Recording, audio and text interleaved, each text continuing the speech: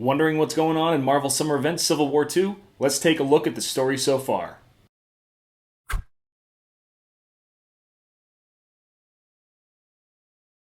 Welcome to Detailed Comics. My name's Stan, and this is the story so far.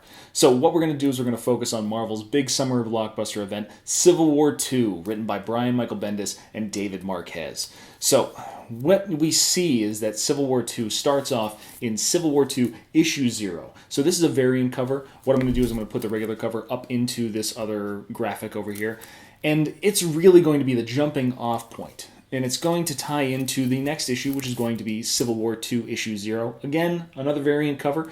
We're going to put the regular cover up there. And then there's going to be a little bit of fill-in, which is going to come from the Free Comic Book Day issue of Civil War II. This is a story that's going to really place Captain Marvel and Tony Stark at the forefront of the Marvel Universe, and their varying ideologies on the application of certain powers is really going to be the driving force behind this conflict, really cemented by the loss of a major character for both of them. The story begins with Jennifer Walters, the She-Hulk, practicing lawyer, defending Jonathan Powers, aka the Jester. He's on trial, basically as a part of society. So they view him as a repeat offender without ever actually committing an additional crime. So Jennifer Walters, in her sense of justice and morality, says that people should get a fair shot, even though she doesn't necessarily agree with the person. She wants to make sure that he's given the benefit of the doubt as somebody that's been redeemed and paid their debt to society. From Jennifer Walters' situation in the courtroom, we jump to Latveria, where we see War Machine.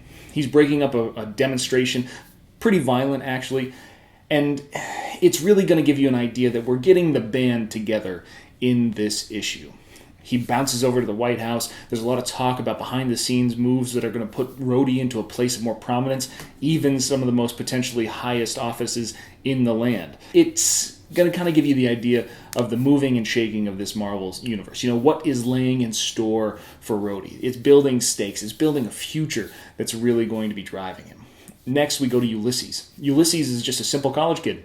He's over there, at this college fair, trying to hit on this girl, when all of a sudden the Terrigen mists, the cloud that's going all over the world, turning people into random Inhumans, hits the area that he's in, converting him and the girl that he was looking to hit on into the cocoons of the Inhumans. From there, we go to Carol Danvers. Carol Danvers, who's at the home of Alpha Flight, has got a visit from Doc Samson. So Doc Samson is a practicing therapist. He's there as a friend, but also kind of as a way to evaluate her and her overall mental state. And the real big focus of Carol Danvers, and it shows through in this kind of series of dialogues, is that she is a passionate person, and as a military commander, if she had the ability to prevent a situation, she had the means to do that, she would do so at almost any cost. It's not a flaw of hers, but her willingness and her desire to protect people, it shows through in that light, because her ultimate fears are really based around situations that they might not be able to control. Even though the heroes of Earth have had huge amounts of success with large threats in the past, she doesn't necessarily know if that's always going to be the case. And that's really the driving force of her dread and, what really leads to her motivation in the storyline moving forward.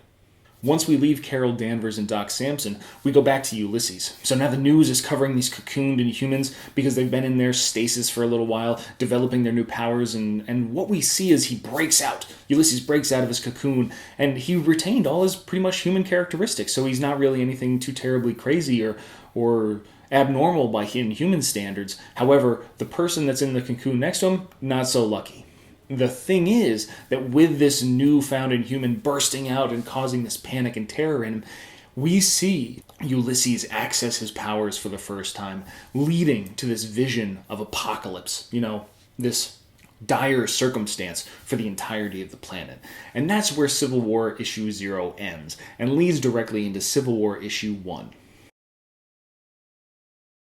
As we start off Civil War Issue 1, we see the new Avengers, Tony Stark, Nova, Miss Marvel, Spider-Man, Captain America, Sam Wilson, and we see them battling this giant celestial being that's hell-bent on destroying the planet. And ultimately, we get the feeling that this group is phenomenally outmatched until you see Lady Thor arrive. And with Lady Thor comes everyone. And when I say everyone, I mean we're talking the Ultimates, we're talking the X-Men. Anybody and everybody inside the Marvel Universe is there to defeat this being of massive power and potential. And it takes essentially all of these heroes distracting and kind of powering this this being into this dimensional space created by Doctor Strange and all of the magic users to evacuate him. Basically they push him through a portal into another dimension, and that's how they save Earth. And the only reason that they're able to do this is because of what Medusa later reveals to be Ulysses and his power to see the future. Because Tony Stark, being Tony Stark, if they have a big victory, he wants to throw a party. He invites everybody back, and then knowing that it's only a matter of time before they get to know the real reason why the Inhumans knew about this, Medusa introduces Ulysses to the group. And even though young Jean Grey tries to read his mind, she finds that it's more like a locked box, which really kind of scares Tony Stark, simply because the prediction of the future is a possibility. It's not the exact future, because the future that he saw was destruction, and the future that actually happened was success. So it's really an interpretation of things that could potentially happen, which means that there's error, and Tony Stark is not, he's not comfortable with that kind of error. However, we see Carol Danvers, who's also going to become the main face of the opposition in this respect. She sees the potential in preventing these world-ending catastrophes, which are really at the core of what she fears. And that's where we kind of leave things. Everybody kind of goes their separate ways, and we jump immediately 3 weeks forward to Attilan. And Ulysses wakes up in terror. He has a nightmare that leads to a vision saying, we need to call the Ultimates. And this is where the Ultimates get involved. So the Ultimates is an ongoing series, and as of about issue 5, issue 6, we see the Ultimates venture outside of our known universe. Not outside of our known universe, but past the neutral zone, into what's essentially the space outside of eternity. And who is in the space outside of eternity? Thanos. When Thanos was destroyed by Doctor Doom in Secret Wars, this is where he ended up. And ultimately, this group of the Ultimates is headed out into this nothingness, this vast expanse beyond eternity, and they have to be rescued by the new Lifebringer, Galactus. So, Lifebringer Galactus reaches out, grabs these people, shows, Carol Danvers how time really passes, moves them back in. But the important thing about this is that it gives the ability for Thanos to escape desolation, to escape nothingness, and come back into the Marvel Universe. And in Ultimates issue 7, we see Thanos find out that there is potentially a cosmic cube on Earth, which means that is his next destination. With that little bit of backstory, we get to depart from Civil War issue 1 into the Free Comic Book Day issue of Civil War. So that leads us to start off with James Rhodes, War Machine, going to the Triskelion, which is the home of the Ultimates, where he meets up with Carol Danvers. And they've been dating, so you've got your obligatory makeout scene.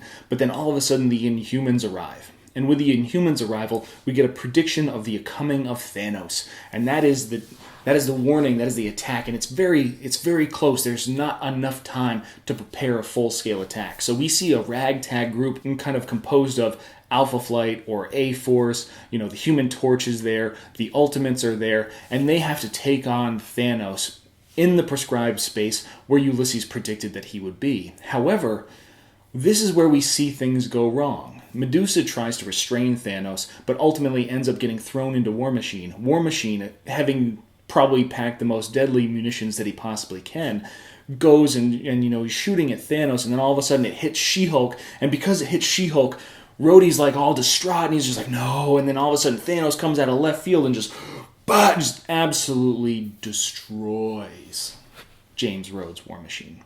And this is where Carol Danvers breaks down. She doesn't care that Jennifer Walters is barely breathing. She just goes over and she screams to the high heavens. She's like, oh my God, somebody help me. Because her boyfriend, the person that she loved, has just been a victim of this scenario. And after that, what we can do is we can jump back into Civil War issue 1.